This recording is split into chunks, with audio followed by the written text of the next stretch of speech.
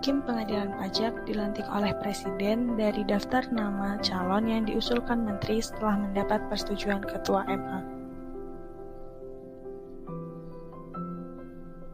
Dari para hakim tersebut, diangkat ketua dan wakil ketua oleh Presiden. Masa jabatan ketua, wakil ketua, dan hakim adalah selama 5 tahun dan dapat diperpanjang 1 kali masa jabatan.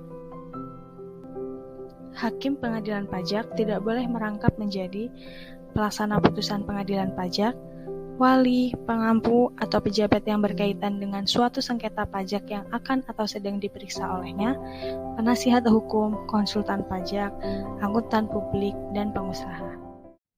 Dalam memeriksa dan memutus perkara sengketa pajak tertentu yang memerlukan keahlian khusus, ketua dapat menunjuk hakim ad hoc sebagai hakim anggota.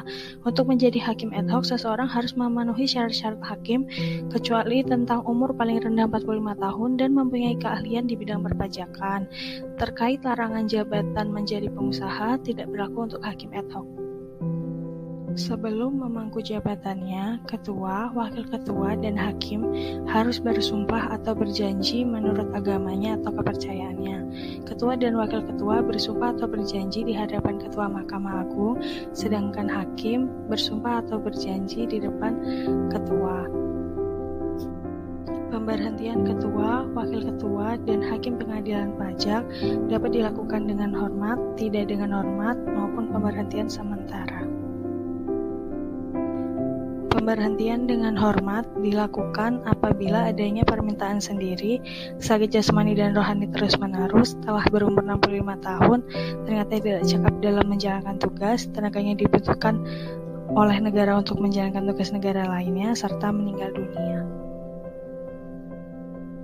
Sedangkan pemberhentian dengan tidak hormat dilakukan apabila hakim dipidana karena melakukan tindak pidana kejahatan, melakukan perbuatan tercela, terus-menerus melalaikan kewajiban dalam menjalankan tugas pekerjaannya, melanggar sumpah atau janji jabatan, dan melanggar larangan. Dan pemberhentian sementara dilakukan apabila dikeluarkan surat perintah penangkapan diikuti dengan penahanan, dan apabila dituntut di muka pengadilan dalam perkara pidana tanpa ditahan.